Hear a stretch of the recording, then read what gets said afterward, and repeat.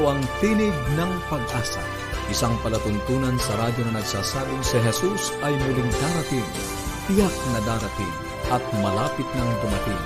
Kaya kaibigan, pumandakan siya sa lubungin.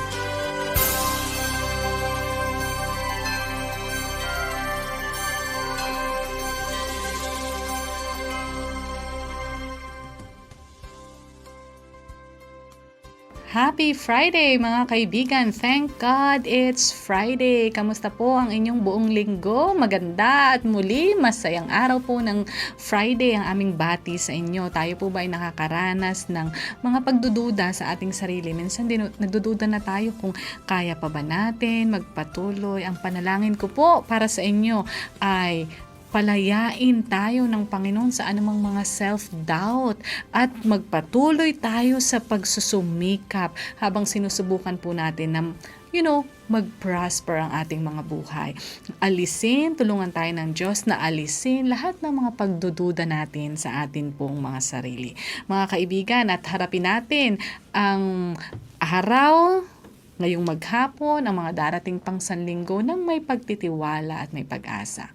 Tayo mga kaibigan ay nagpapatuloy dito sa ating programang Tinig ng Pag-asa na hatid sa inyo ng Adventist World Radio. Ako po ang inyong kaibigan, Melo Ana Demong, aming kayong inaanyayahan. Nasamahan kami sa araw-araw po tuwing alas 6 hanggang alas 7 po ng umaga. Ating pinag-uusapan sa buong buwan na to ang tungkol sa ating pong pananalapi sa loob ng tahanan at kung paano natin mapagyayaman, may ingatan po ang ating mga trabaho, kung paano din po patuloy na lalago ang ating ugnayan sa ating Panginoong Diyos. Yan po ang pinakalayunin ng ating programa. Yung tayo po ay maakay sa mas malapit, mas maigting, mas lumalagong relasyon sa Kanya. At sana po sa inyong pakikinig dito sa ating programa sa araw-araw, kayo mga kaibigan ay nabibigyan po ng pag-asa. Ang pag-asa na tanging sa Diyos natin masusumpungan.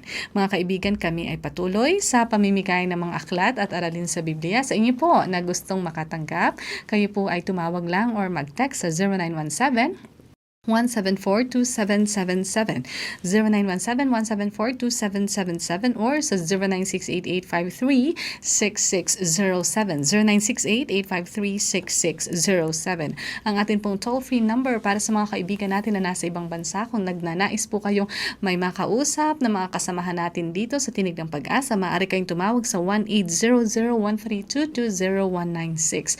Maaari rin po kayong mag-iwan ng mensahe, komento sa ating Facebook page, AWR Luzon, Philippines, ang ating naman pong YouTube channel, Adventist World Radio North Philippines. At kung nagnanais po kayo ng mga readily available, downloadable po ng mga Bible Study Guide for Kids and Adults, you may visit bibleschools.com/Central Luzon. Maraming paraan mga kaibigan sapagkat talagang kami po ay nagnanais na kayo ay makipag-ugnayan sa amin. Kapag po kami nakakabasa ng mga pagbate, mga mensahe buhat sa inyo, ito po ay nagbibigay sa amin ng saya, pumupuno sa aming mga puso at nagsisilbing inspirasyon din po na kami ay magpatuloy dito sa paghatid ng mga pabalita at ng pag-asa.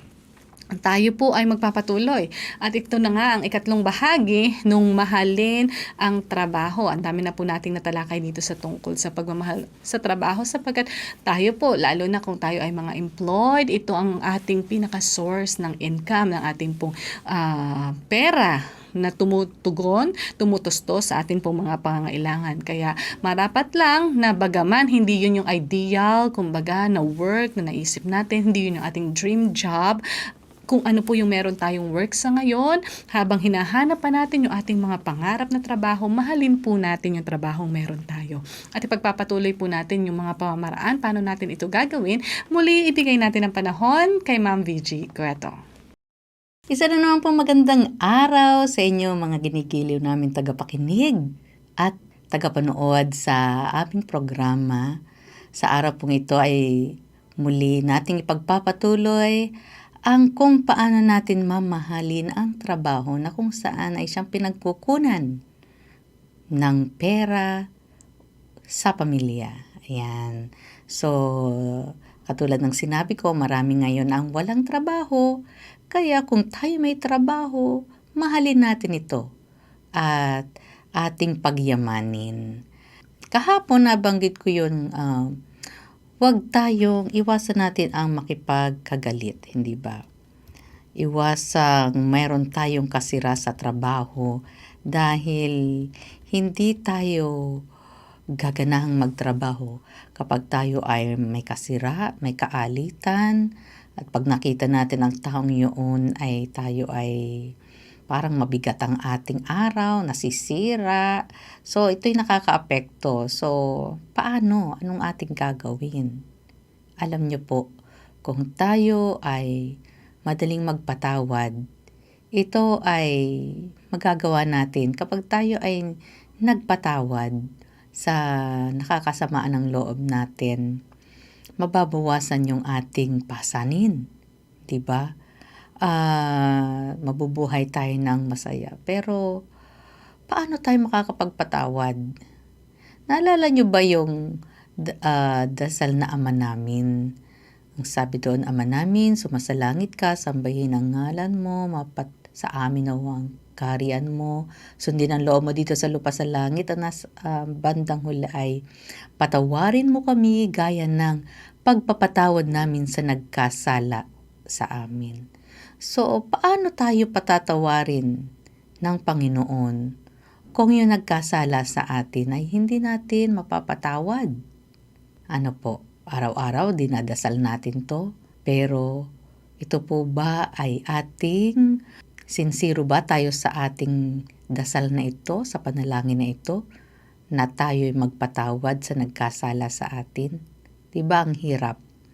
So, ang sabi po dito ay ang Diyos, ang pagpapatawad ay katulad dapat ng pagpapatawad na ginawa ng Diyos. Paano ba nagpatawad ang Diyos? Alam niyo po, pag ang Diyos ay nagpatawad, lahat ng ating kasalanan ay nawawala. At ito'y hindi na, wala na yun sa Kanya. At nawawala na yung record ng ating kasalanan kapag tayo'y pinatawad ng Diyos. At hindi na niya ito inaalaala pa. Hindi na niya ito balikan. At kapag tayo'y pinatawad ng Diyos, tayo kinoconsider niya na pure, innocent, and holy. Dalisay, inosente, banal. Wow, di ba? Ang ganda, ang sarap kapag ang Diyos ang nagpatawad. Kapag ang ating utang, ang ating mga kasalanan ay nawala na, so ano ang mangyayari? 'Di ba? Kapag napatawad na natin yung taong nagkasala sa atin, i-consider natin yung tao na yon na wala siyang ginawang laban sa atin. Ganun pala ang dapat pagpapatawad. Pero kung minsan sabihin, pinatawad na kita pero ayaw kitang makita. Hindi ganun ang Panginoon. Dapat kapag tayo ay nagpatawad, ating aariin na yung nagkasala sa atin ay walang nagawang kasalanan sa atin at karapat-dapat na ibigin, katulad ng pagpapatawad sa atin ng Diyos. Lahat ng yung hindi, 'di ba, yung hindi ka na nagtitiwala, yung ikaw ay malamig na sa taong yon, yun ay nawawala. Minsan kapag ang ating asawa may nagawang kasalanan sa atin, ay naku, ang tagal bago ibalik ang pagtitiwala. Hindi pala ganun ang Diyos. Lahat ng ating mga kasalanan ay nawawala. Lahat ng mga hindi magandang epekto nito ay ine-erase niya. So, kapag tayo ay nagpatawad, hindi lamang yung hindi natin siya gagawa ng hindi maganda o hindi tayo gaganti o kaya nagpe-pretend lang tayo na okay sa kanya. Kundi kapag tayo ay nagpatawad, yung closeness dun sa tao na ating pinatawad ay ibinabalik. I-open mo uli yung sarili mo sa kanya at sosuportahan mo rin siya. Kaya po natin yon, mahirap, hindi po ba? Nung si Peter ay lumapit sa ating Panginoong Hesus, ang sabi niya Panginoon, ilang beses akong magpapatawad sa mga nagkakasala sa akin? 7 times ba? 7 beses ba? Ang dami naman nun. Ano pong sagot ng Panginoon?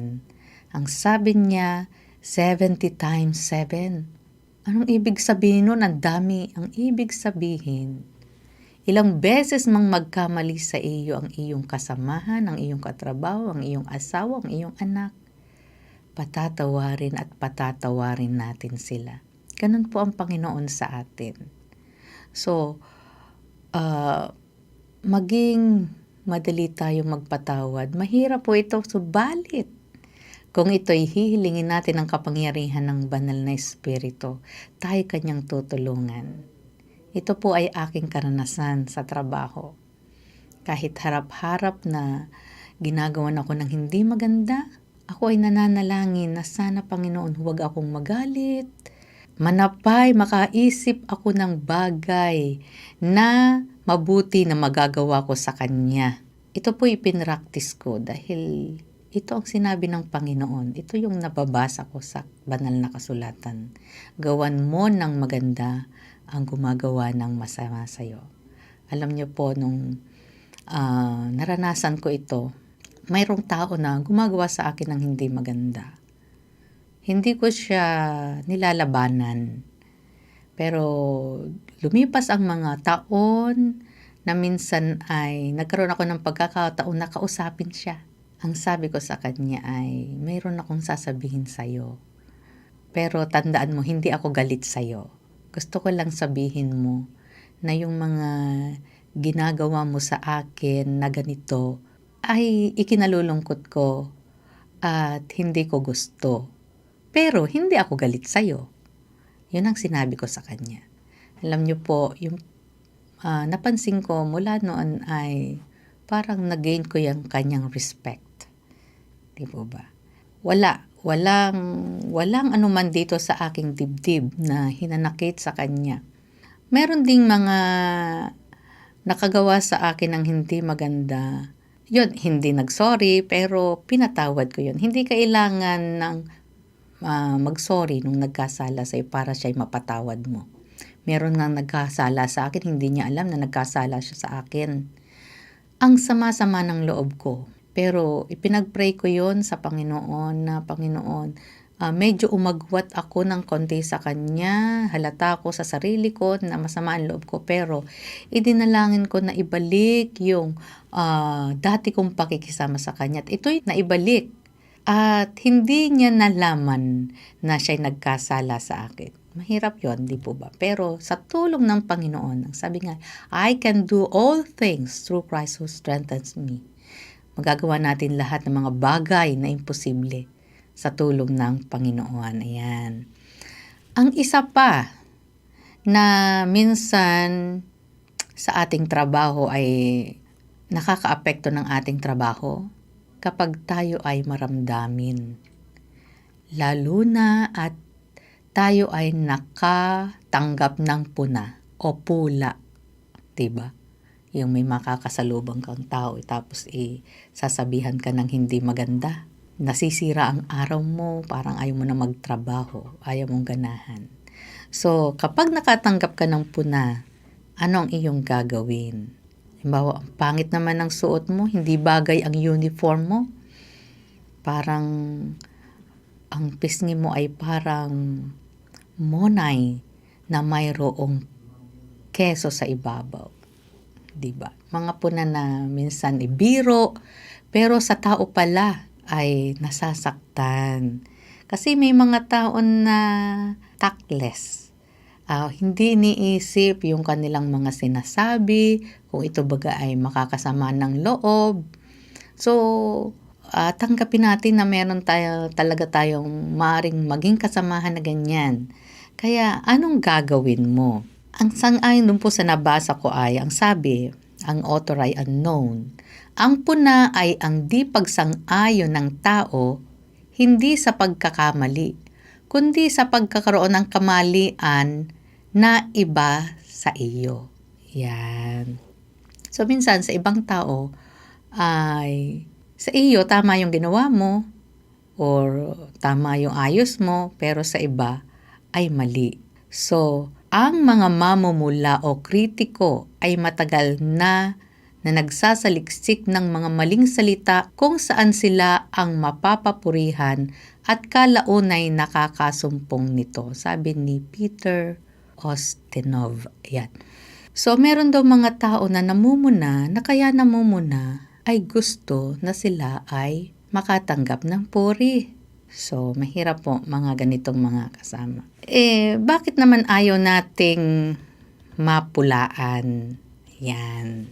Bakit ayaw nating mapulaan? Kasi masakit, di ba? It hurts. Nasasaktan tayo pag tayo napulaan. Pag labas natin ang bahay, pupunta tayo ng opisina, tingin natin sa ating sarili, maayos tayo, tapos pagdating natin sa opisina, makakatanggap tayo ng pula. Yan, it hurts. So, it questions us. It influences our mood and self-esteem. Nakaka-impluwensya yan sa ating mood, sa ating pagsisimula ng ating trabaho kapag tayo'y nakakatanggap ng puna. Kaya, bukas, ipagpapatuloy ko kung paano natin i-manage ang natatanggap nating pula o puna para hindi tayo nasasaktan at tayo ay matututo kung anong ating gagawin at hindi masisira ang ating araw sa mga puna na ating tinatanggap. Muli, kami ay nananawagan o nag-i-invite na patuloy kayong makinig araw-araw dito sa ating programa. Nawa po ay kayo may napupulot na papaunlad ng inyong karakter, ng ating mga ugali sa pakikisalumuhan natin sa ating kapwa, sa pamilya, sa trabaho at sa komunidad. Maraming salamat po at maligayang araw, pagpalain kayo ng Panginoon. Maraming salamat muli, Ate VG. Habang dinidiscuss niya po itong namalagi sa isip ko ay mahalin natin yung mga tao na kasama natin sa trabaho.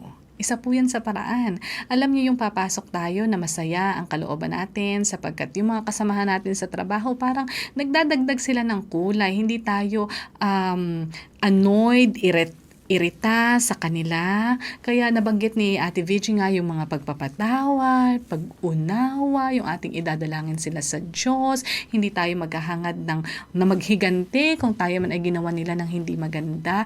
Yung pag-aaralan natin, talaga pong mas madali itong sabihin kaysa gawin. Pero maganda po ang balik nito sa atin, yung ating pag-aaralan na sila ay mahalin natin at suklian kahit na yung sa isip pa natin ay hindi magandang trato nila sa atin, suklian natin ito ng kabutihan. At yun din po ang nais ng Diyos para sa atin. Of course, kailangan natin hingin ang tulong po ng Diyos na tayo ay bigyan ng lakas, bigyan ng yung pong we purpose, talagang mag-decide tayo na kahit ganito ang nararamdaman kong treatment, maaaring kausapin ko sa maganda at mahinahon na pamamaraan. So, mahalin natin yung mga tao na kasama natin sa ating trabaho. Of course, problem, conflict, friction, that's just part. Pero pag nagkasundo naman kayo, parang mas maganda yung inyo pong pagsasamahan. At yes, yung isa niya pang point na binanggit, let us not be overly sensitive. Yung parang maramdamin tayo, nakakaapekto po yun sa ating paggawa. Instead, maging open tayo sa mga suggestions, maaring sa mga puna, maaring hindi maganda ang dating sa atin, criticism kumbaga, pero pwede po natin itong gawing stepping stone ng ating paglago sa halip na maging harang sa atin pong paglago. Mga kaibigan, kung kayo ay may katanungan sa ating naging pag-aaral, kung kayo po ay may mga reflection na gusto ninyong i-share, feel free. Ganun din po kung gusto ninyong makatanggap ng mga aklat aralin sa Biblia na patuloy po nating ipinamimigay. Tumawag lang or mag-text sa 0917-174-2777, 0917-174-2777 or sa 0968-853-6607, 0968-853-6607. Ang atin pong toll-free number para sa mga kaibigan natin na nasa ibang bansa, 1-800-132-20196. Maaari rin rin kayo mag-email sa connectedadventist.ph. Tinig ng Pag-asa is also on socials, our Facebook page AWR Luzon, Philippines, our YouTube channel Adventist World Radio, North Philippines. Sa bahaging ito mga kaibigan, pakinggan po natin ang mensahe ng makalangit na awitin.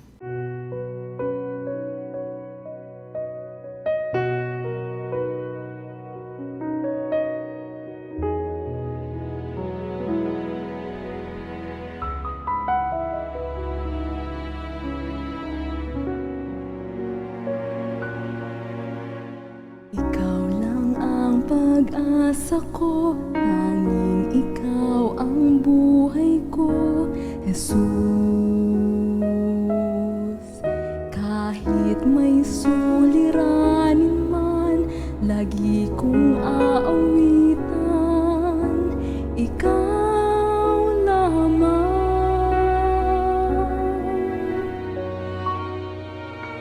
Kaya't ika'y sasambahin,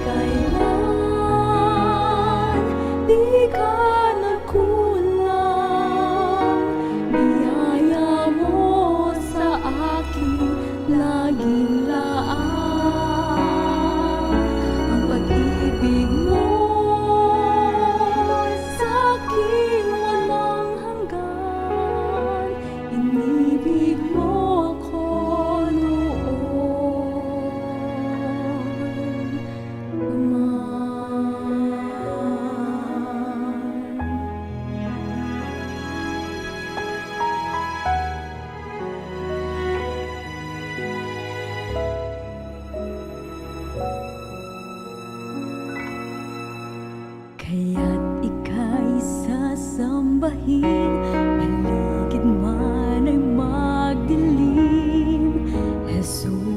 Jesus.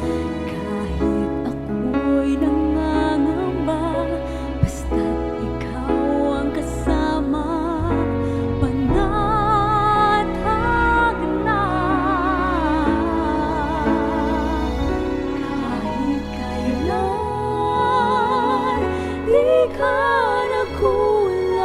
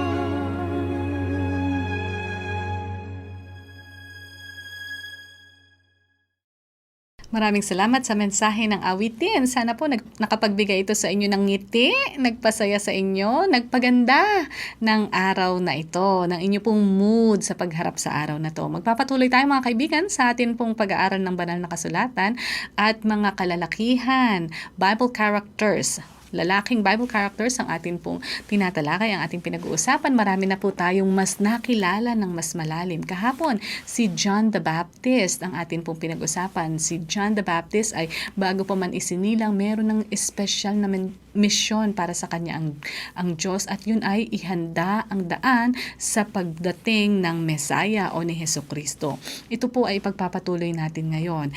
At makikita po natin sa kanyang kasaysayan na si John ay nakaranas din ng mga pagdududa. Kayo po ba ay nagsustruggle sa mga doubts at nasa kalagitnaan kayo ng mahirap na mga circumstances? Yan po ay naranasan ni John the Baptist.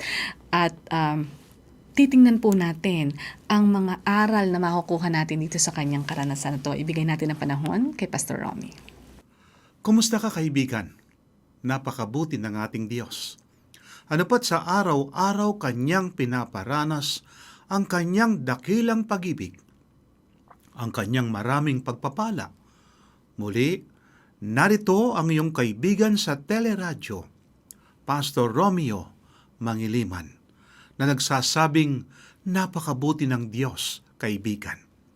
Patuloy tayo sa ating pag-aaral at ito ay may kilalaman muli kay John the Baptist o San Juan Bautista.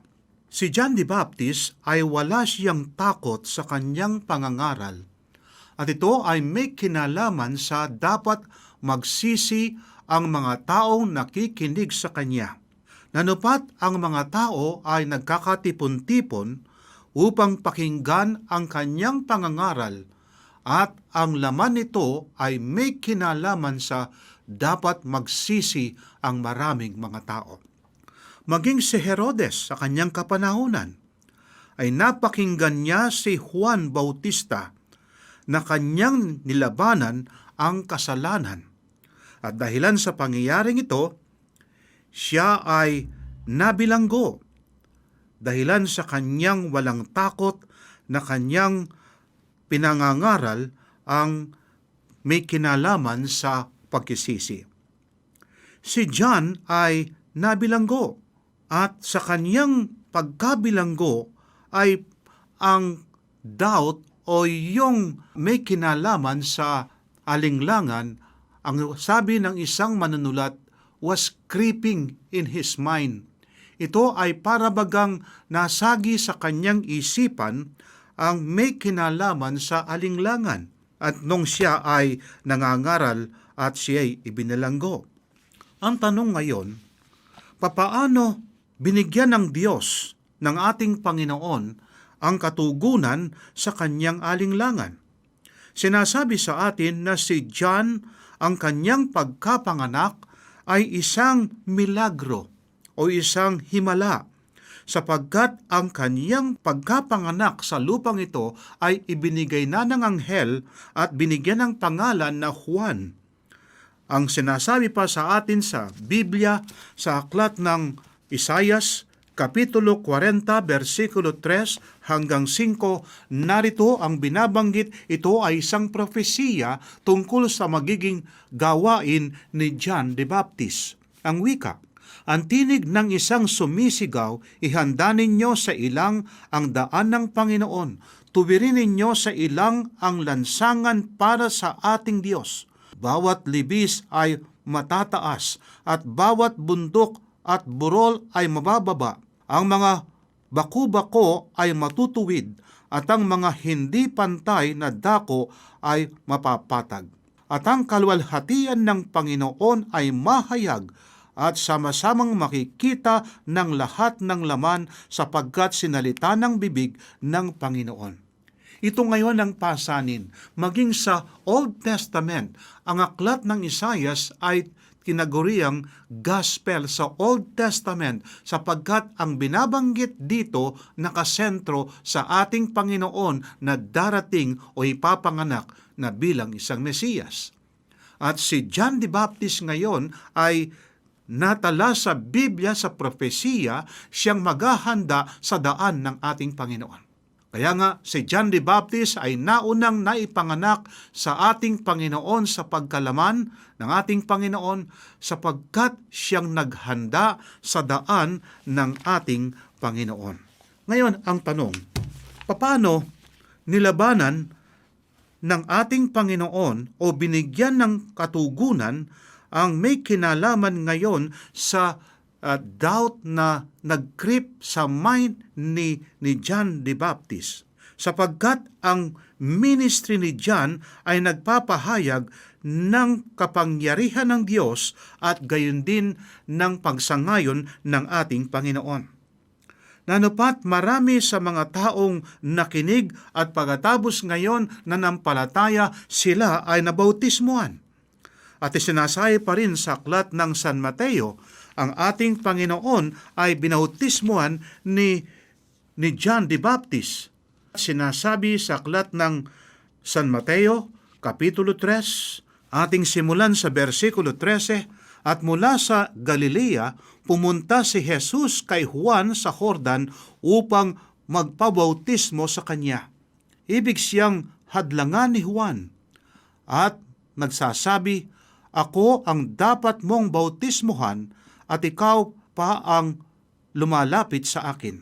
Ngunit sumagot si Jesus sa kanya, "Hayaan mong mangyari ito ngayon sapagkat ganito ang nararapat sa atin upang matupad ang buong katuwiran." Siya ay sumang-ayon. Kaibigan, ang pagbabautismo, ang wika, ay isang katuparan ng katwiran. Ang ating Panginoon ay hindi nagkasala. Hindi kailangan siyang magsisi sa kanyang nagawang kung meron mang pagkakasala sapagkat ang sabi ng ating Biblia, He was tempted in all points and yet without sin. Hindi nagkasala ang ating Panginoon. Subalit kailangan siyang bautismuhan ni Juan sapagkat ang wika upang matupad ang buong katuwiran at siya ay sumang-ayon. Nang mabautismuhan si Jesus, kaagad siyang umahon sa tubig at nabuksan sa kanya ang kalangitan at nakita niya ang Espiritu ng Diyos na bumababang tulad sa isang kalapati at lumalagpak sa kanya. Sinabi ng isang tinig mula sa langit, "Ito ang minamahal kong anak, sa kanya ako lubos na nalulugod." Kaya noong ang ating Panginoon ay nabautismuhan ayon sa pangyayaring ito, ay merong tinig na galing sa langit, ito ang tinig ng Ama.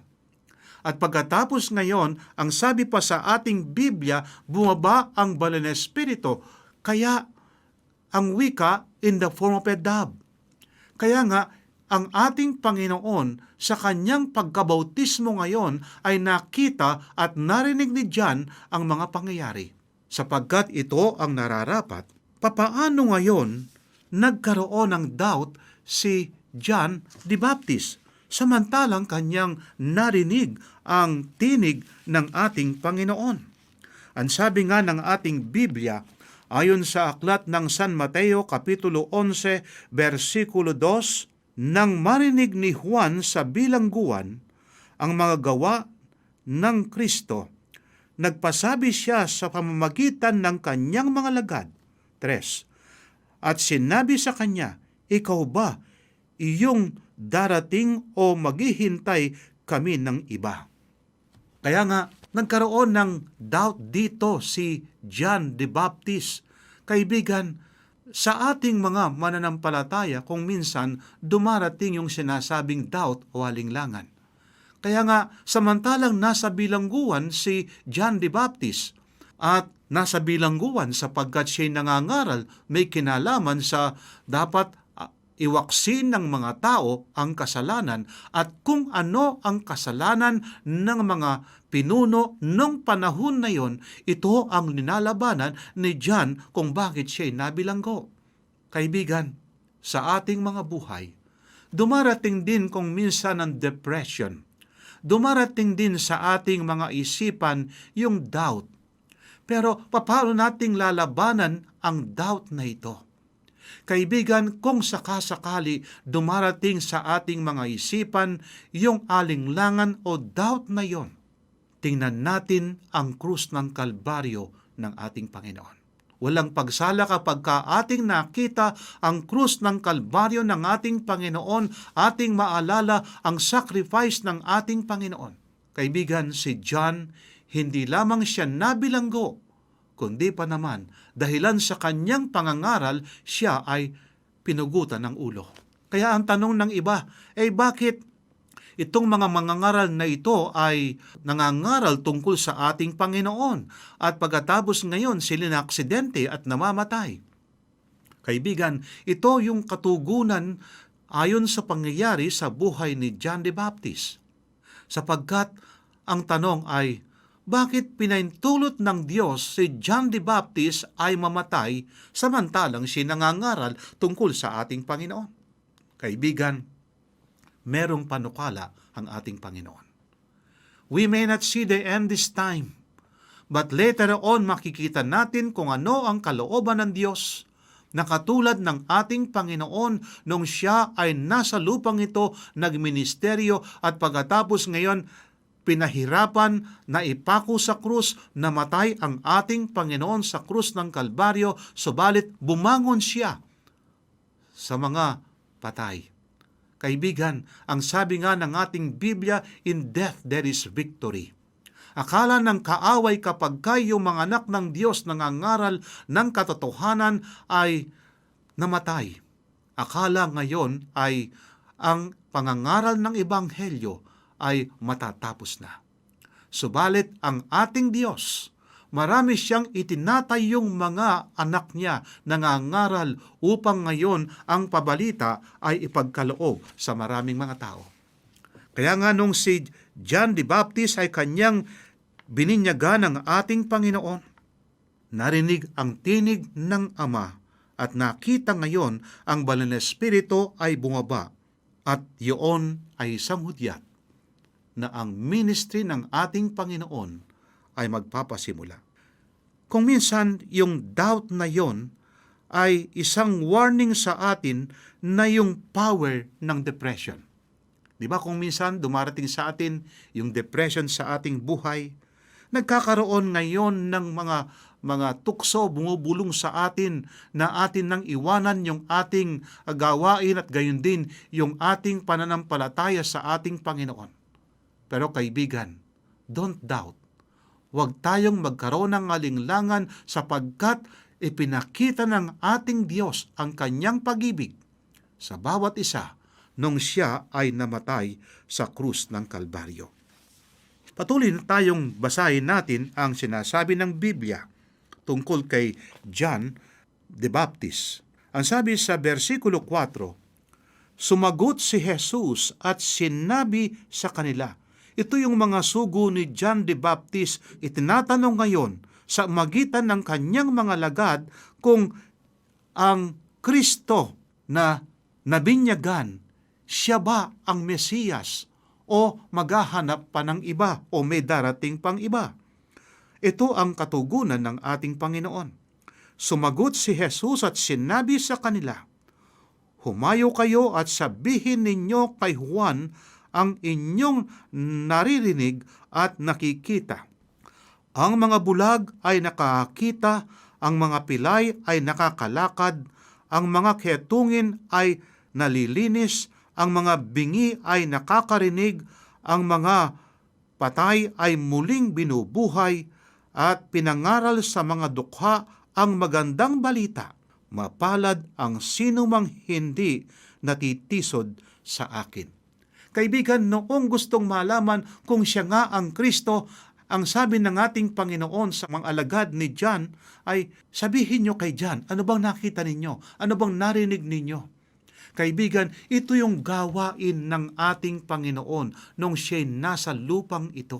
Kaya nga, merong mga himala na ginawa ang ating Panginoon na samantalang siya'y nangangaral sa lupang ito.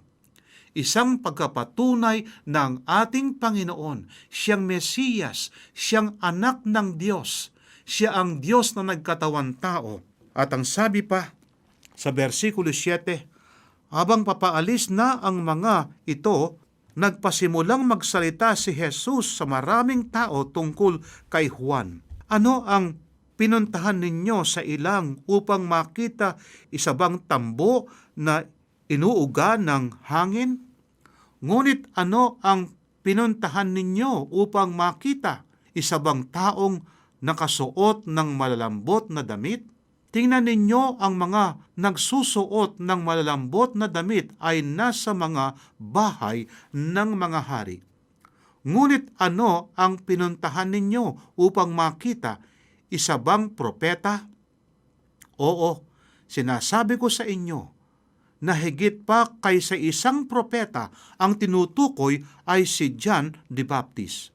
Ito yung tungkol sa kanya ay nasusulat, narito, ipinapadala ko ang aking sugo na nauna sa iyo, na maghahanda ng iyong daan sa harapan mo. Katotohanan sinasabi ko sa inyo, sa mga ipinanganak ng mga babae, ay wala pang lumitaw ni isa na higit na dakila kaysa kay Juan na tagapagbautismo, gayunman ang pinakamaliit sa kaharian ng langit ay higit na dakila kaysa kanya. Mula sa mga araw ni Juan na tagapagbautismo hanggang ngayon, ang kaharian ng langit ay sapilitang pinapasok at sinasakop ng mga taong mararahas.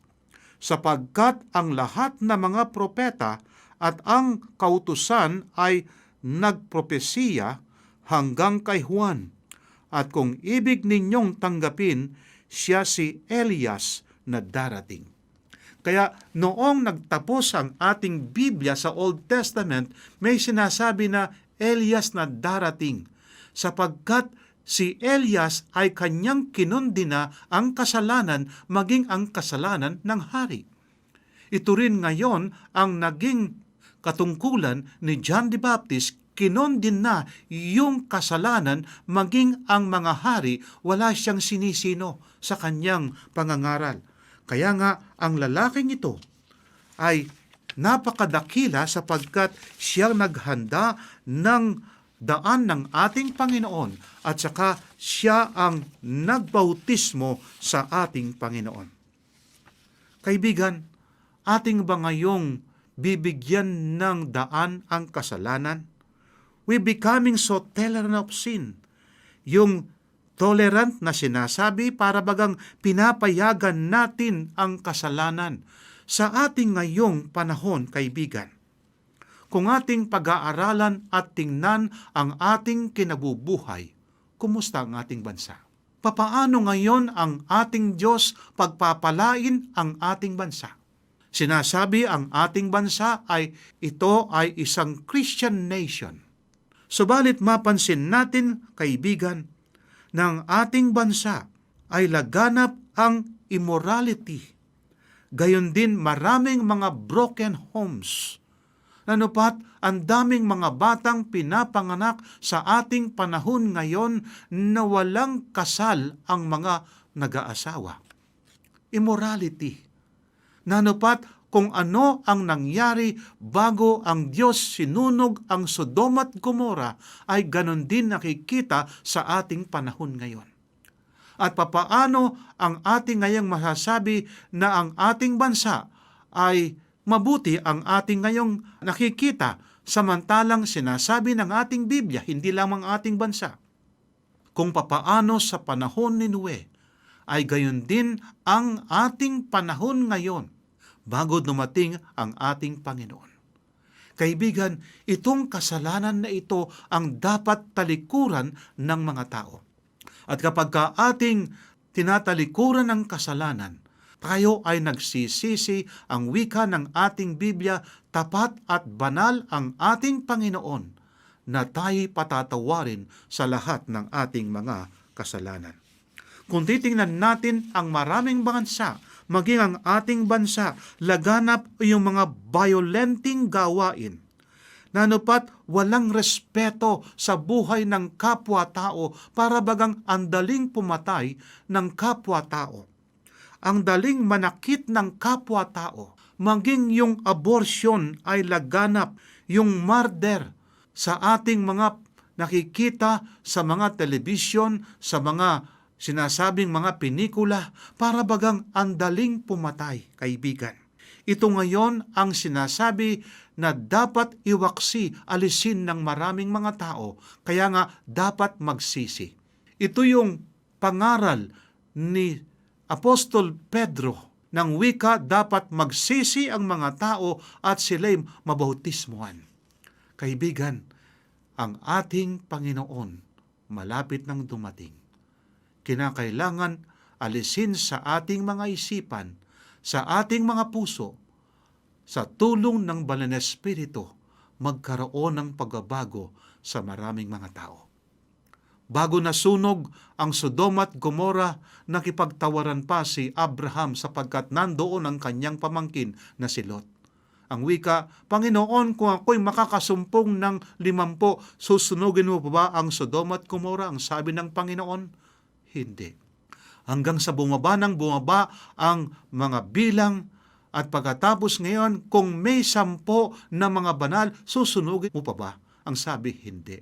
Subalit, ni 5 ay hindi nakakita. At ang mga nakalabas na nabuhay ngayon, 3, si Lot at ang kanyang 2 anak na dalaga. Kaibigan, ang ating panahon ngayon na ating kinabubuhay, na nais natin ang ating bansa ay pagpapalain ng ating Diyos. Pero ang laman sa mga puso ng maraming mga tao ay yung kasalanan. Hindi yung panukala ng Diyos na mahayag sa atin ang kanyang pag-ibig, ang kanyang kabaitan. Kaibigan, kung minsan may mga taong tumutulong para siya ay pagpapalain din, o sabihin natin para siya ay masabing tumutulong. Sana tayo tutulong sa ating kapwa, wala tayong iniisip ng gantimpala, sapagkat kapag ika'y tumulong, masarap sa iyong kalooban ngayon. Napakabuting pakiramdam, sapagkat yung ganong klaseng pakiramdam ay hindi mabibili ng salapi. Kaibigan, kailangan natin ang revival and reformation sa ating bansa, sa mga iglesia. Kung minsan pumapasok sa mga iglesia ang politiko o politika, sa halip na ipangaral ang ebanghelyo ng ating Panginoon, ang pinapangaral ngayon sa mga nasa lugar ng pulpito ay ang politika. Hayaan na natin sa mga taong politiko yung sinasabi ngayong pagbanggit na may kinalaman sa politika. Dapat ang mga pastor, ang mga nanungkulan sa mga simbahan, ang kanilang babanggitin ay may kinalaman sa ebanghelyo ng ating Panginoon. Maging noong panahon ng ating Panginoon, hindi siya lumaban sa Roma noong panahon na yon, bagamat masama ang Roma noong panahon na yon. At ang ginawa ng ating Panginoon, kanyang ipinangaral ang ebanghelyo. Kaibigan, dapat magising ang bawat tao ngayon. Talikuran ng kasalanan, magsisi at tanggapin natin ang biyaya ng ating Panginoon. Manampalataya tayo sa ating Panginoon sapagkat malapit nang siyang dumating. Kaibigan, handa ba nating tanggapin ang ating Panginoong Hesus na ating tagapagligtas? Nanupat alisin natin sa ating mga buhay ngayon ang mga bunga ng kasalanan, sapagkat walang lugar ang pag-ibig ng Diyos sa ating mga puso kung ang kasalanan ay nasa mga puso natin.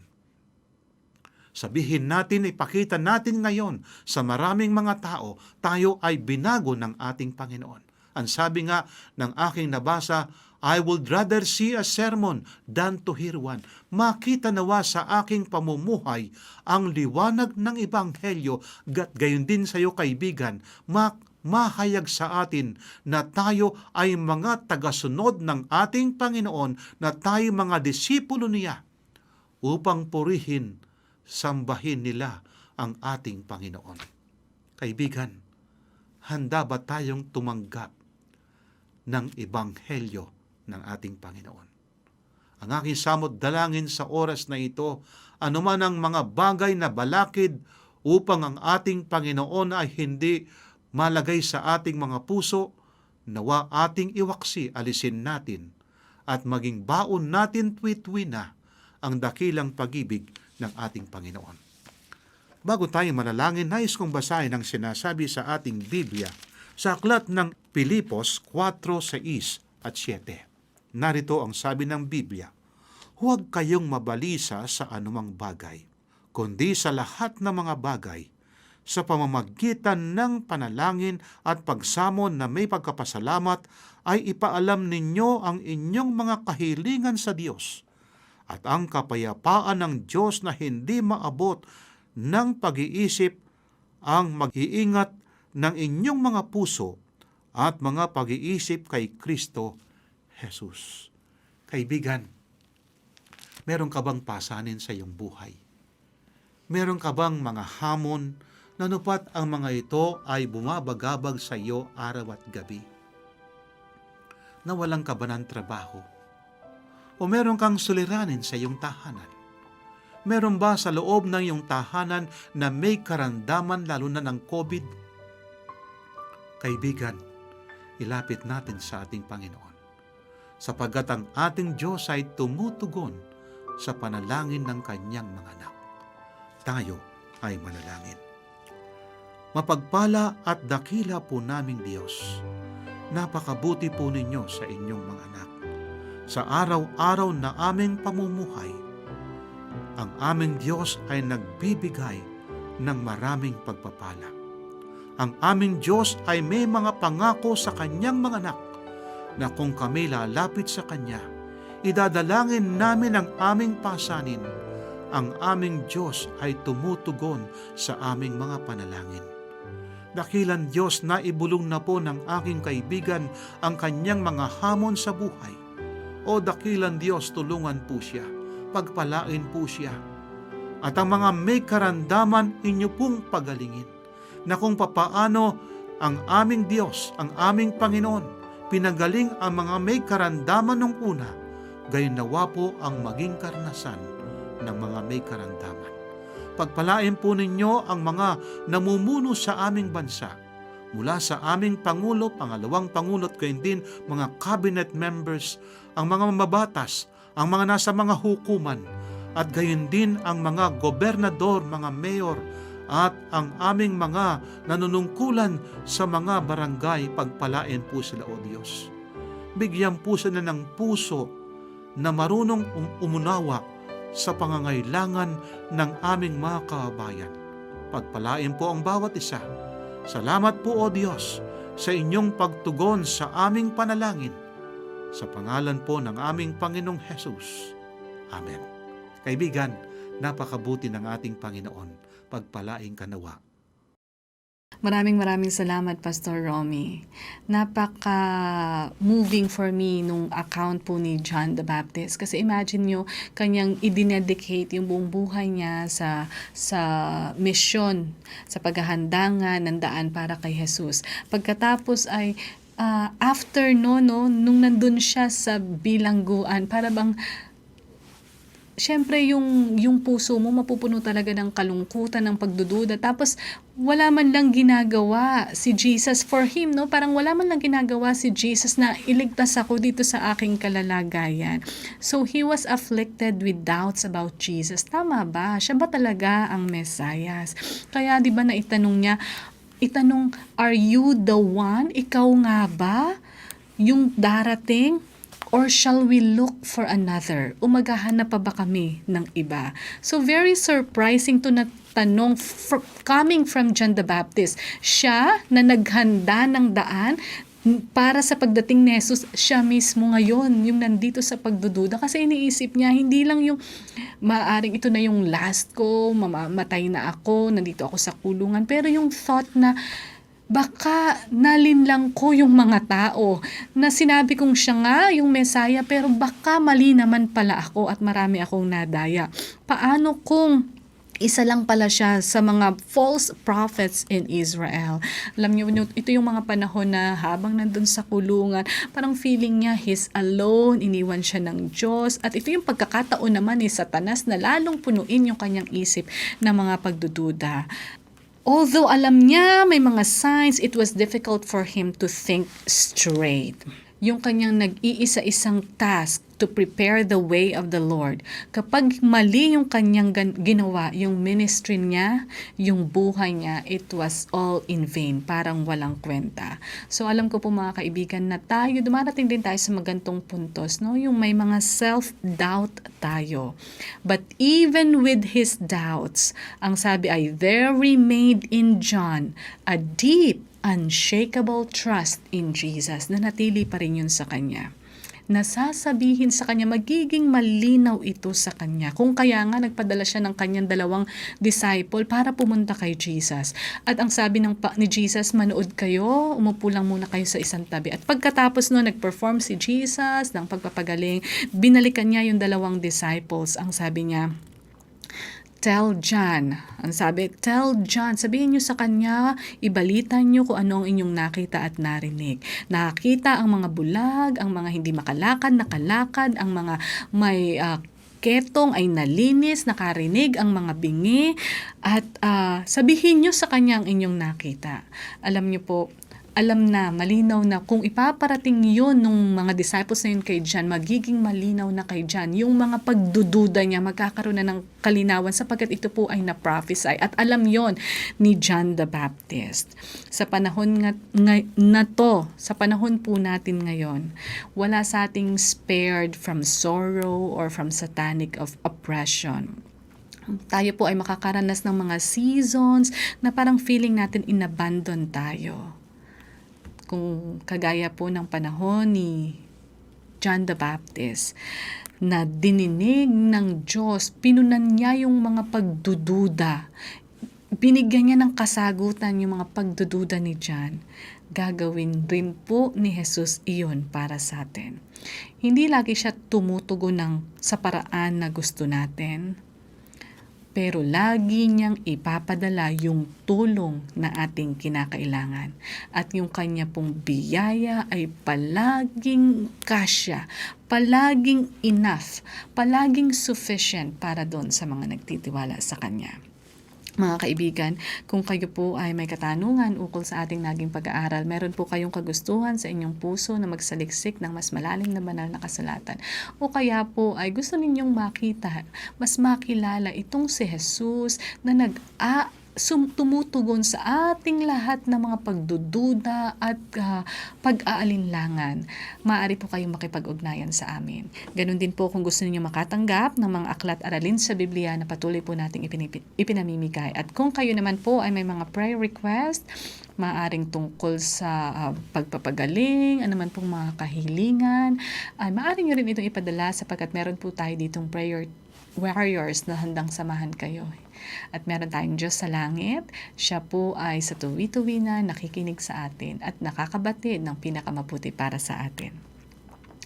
Makipag-ugnayan lang po kayo, tumawag or mag-text sa 0917-174-2777, 0917-174-2777, or sa 0968-853-6607, 0968-853-6607. We are also on social media, our Facebook page, AWR Luzon, Philippines, at ang atin pong YouTube channel, Adventist World Radio North Philippines. At sa mga nagnanais po ng readily available, downloadable po ng mga Bible Study Guide for kids and adults, feel free to visit bibleschools.com/Central Luzon. Muli mga kaibigan, happy Friday po. Enjoy the weekend. We'll see you again tomorrow.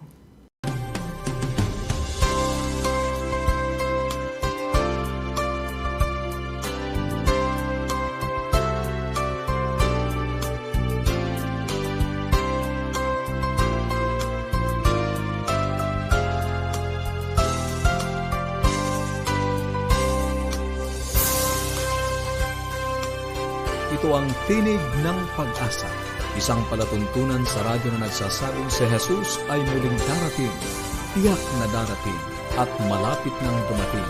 Kaya kaibigan, pumandakan siya sa lubungin.